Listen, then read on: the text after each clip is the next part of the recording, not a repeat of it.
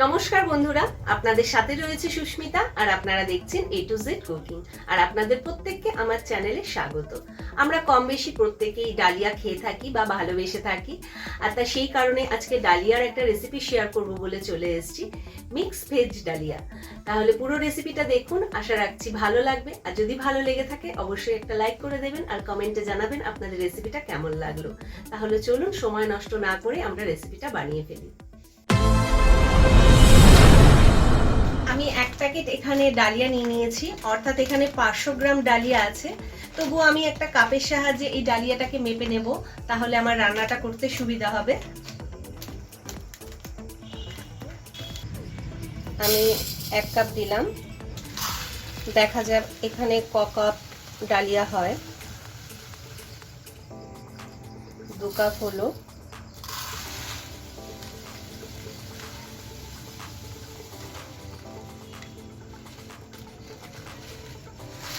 তিন cup dahlia হয়েছে এখানে। এবার আমি জল দিয়ে ভালো করে ধুয়ে নেব। আপনারা চাইলে চায়ের কাপ অথবা বাটির মাপ নিয়েও করতে পারেন। ডালিয়াটা খুব ভালো করে ধোয়া হয়ে গেছে, আর এবার আমি কড়াতে 1 চামচ মতন ঘি দিয়ে দিচ্ছি।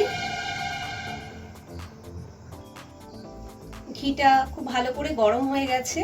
এবার আমি ধোয়া যে ডালিয়াটা আছে সেই ডালিয়াটা দিয়ে দেব।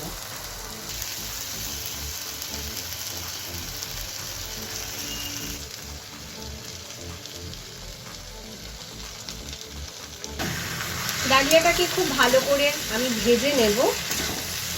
প্রায় 4 থেকে 5 মিনিট মিডিয়াম আঁচে আমি ডালিয়াটাকে একটু ভেজে নেব। ডালিয়াটা খুব ভালো করে ভাজা হওয়া দরকার, তা না হলে কি হবে, ডালিয়াটা গায়ে গায়ে জড়িয়ে যেতে পারে, সেক্ষেত্রে খেতে ভালো লাগবে না আর এই ঝরঝরে ব্যাপারটা হবে না। তা ডালিয়াটা আমাকে খুব ভালো করে ভাজতে হবে। আর অনবরত আমাকে কিন্তু এইভাবে নেড়ে ডালিয়াটাকে ভাজতে হবে, না হলে কিন্তু থেমে গেলে কোনো একটা জায়গায় ডালিয়াটা বেশি ভাজা হয়ে যেতে পারে। সব জায়গায় সমানভাবে ভাজা হওয়াটা খুব প্রয়োজন। আমি এখানে 4 থেকে 5 মিনিট বলেছি, সেক্ষেত্রে সময়টা কম বেশিও লাগতে পারে। যতক্ষণ না এরকম একটা ঝরঝরে ব্যাপার হবে ততক্ষণ আমি ডালিয়াটাকে ভাজতে থাকবো। আর দেখুন আমার ডালিয়াটা একদম ঝরঝরে হয়ে গেছে, একটুও গায়ে জল নেই বা দলা পাকিয়ে নেই। এই অবধি আমি ডালিয়াটাকে ভাজবো। এবার আমি গ্যাসটাকে অফ করে দেবো। আমি ওভেনে একটা পাত্র বসিয়ে দিয়েছি, আর আমি ডালিয়াটাকে এবার সেদ্ধ করে নেব। আর সেদ্ধ করে নেওয়ার জন্য জলের পরিমাণটা ঠিকঠাক হওয়া খুব প্রয়োজন। আর সেই একই মেজারমেন্ট কাপে আমি 1 কাপ ডালিয়ার পরিমাণে আমি 1.5 কাপ জল দিয়ে দেবো। অর্থাৎ 3 কাপ যেহেতু আমার ডালিয়া আছে, আমি 4.5 কাপ জল দিয়ে দেবো। 2 কাপ,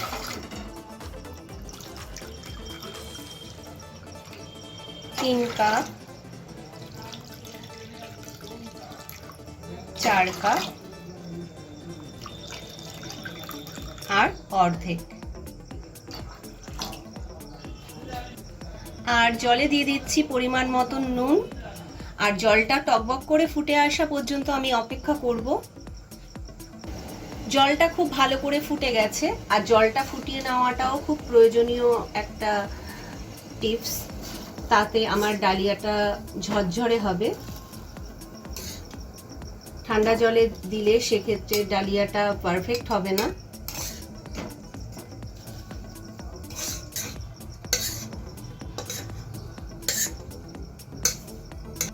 আর এখানে 200 গ্রাম কড়াইশুঁটি আছে, এই কড়াইশুঁটিটাও আমি সেদ্ধর মধ্যে দিয়ে দেব।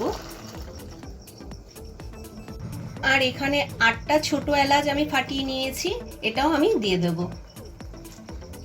আর একটা ঢাকা দিয়ে আমি লো আছে ডালিয়াটাকে সেদ্ধ করে নেব। যতক্ষণ ডালিয়াটা সেদ্ধ হচ্ছে সেই ফাঁকে আমি বাকি প্রিপারেশনটা করে নেব। কড়াতে পরিমাণ মতন সাদা তেল দিয়ে দিচ্ছি। এখানে 200 গ্রাম আমি গাজর এইভাবে কেটে নিয়েছি। এবার আমি এটা তেলে দিয়ে দেবো।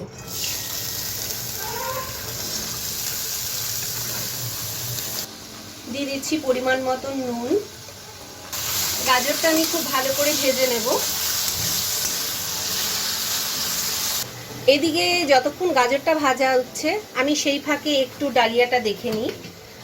আর আমি 6 মিনিট বাদে একটু ঢাকাটা তুলে দেখে নিচ্ছি।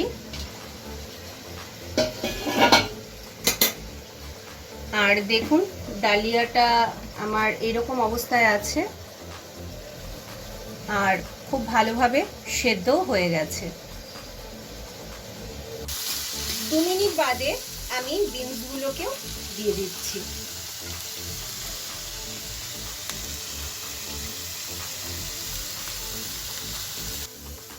বিনস আর গাজরটা খুব ভালো করে ভাজা হয়ে গেছে, এবার আমি তুলে নেব।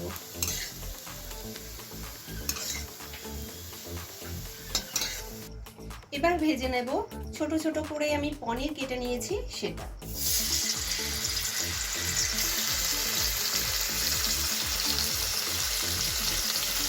আমি এখানে খুব সামান্য পনির ব্যবহার করেছি, আপনারা চাইলে আপনাদের পছন্দ অনুযায়ী পনিরটাকে ব্যবহার করতে পারেন।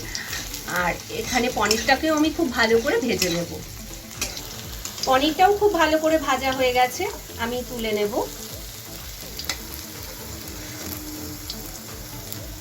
ছোট ছোট করে কেটে নিয়েছি ফুলকপি, সেই ফুলকপিটাকে ভেজে নেব।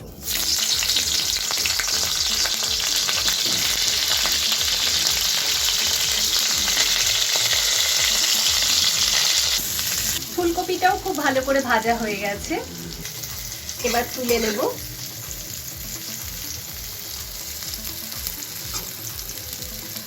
আমি অন্য একটা বড় সাইজের কড়া বসিয়ে দিয়েছি আর তার মধ্যে পরিমাণ মতন ঘি দিয়ে দিচ্ছি। ঘিটা খুব ভালো করে গরম হয়ে গেছে আর 4টে তেজপাতা আমি ছিঁড়ে দিয়ে দিচ্ছি। আর এবারে দিয়ে দিচ্ছি 2টো ছোট এলাচ, হাফ বড় এলাচ, 5খানা লবঙ্গ আর খুব সামান্য জয়িত্রী। আর একটা জায়ফল থেকে আমি তার 4 ভাগের 1 ভাগ একটু গুঁড়ো করে নিয়েছি, সেটাও দিয়ে দিচ্ছি। খুব ভালো করে একটু ভেজে নেব, যতক্ষণ না একটা সুন্দর গন্ধ আসছে ততক্ষণ আমি এই ফোড়নগুলোকে ভাজবো। এখানে আমি প্রায় 100 গ্রাম কাজু আর কিশমিশ ধুয়ে রেখেছি, সেটাও দিয়ে দিচ্ছি।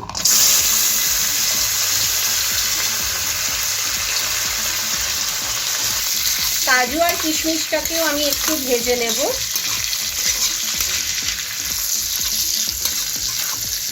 খুব ভালো করে কাজু কিশমিশটা ভাজা হয়ে গেছে, এবার আমি সেদ্ধ করা ডালিয়াটাকে দিয়ে দেব।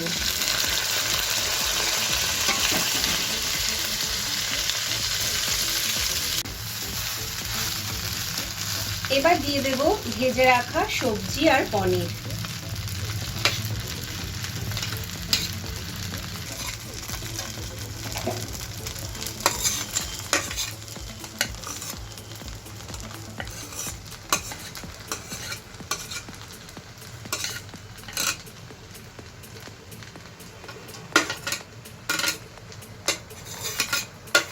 ভালো করে মিক্স করে আমি একটু আবারও ভেজে নেব। আর ওপর থেকে আরেকটু আমি ঘি দিয়ে দিচ্ছি।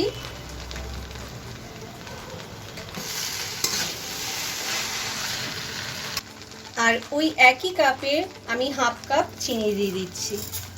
চিনিটা আপনাদের স্বাদ অনুযায়ী দেবেন, যে যেরকম খেতে পছন্দ করেন।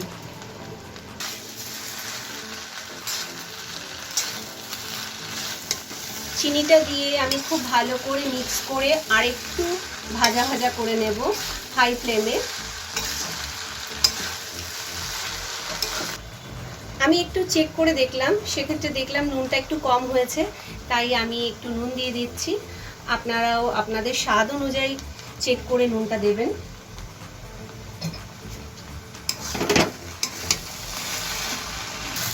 সব কিছু দিয়ে আমি হাই ফ্লেমে প্রায় 3 থেকে 4 মিনিট এইভাবে ভেজে নিয়েছি। আর আমার 3 থেকে 4 মিনিট হয়ে গেছে, আমি এবার গ্যাসটাকে নিভিয়ে দেব। পরিবেশনের জন্য রেসিপিটা একদম রেডি। আশা করি আপনাদের রেসিপিটা ভালো লেগেছে। যদি ভালো লেগে থাকে অবশ্যই একটা লাইক করে দেবেন আর কমেন্টে জানাবেন আপনাদের রেসিপিটা কেমন লাগলো। আর যারা নতুন বন্ধু দেখছেন এখনো চ্যানেলটিকে সাবস্ক্রাইব করেননি, তাদের কাছে অনুরোধ রইল চ্যানেলটি সাবস্ক্রাইব করবার জন্য আর নোটিফিকেশন পাওয়ার জন্য বেল আইকনটিকে অবশ্যই প্রেস করে রাখবেন। পরের দিন দেখা হবে নতুন কোনো রেসিপি নিয়ে। আপনারা ভালো থাকবেন, সুস্থ থাকবেন, সবাইকে ভালো রাখবেন। জয় শ্রীকৃষ্ণ।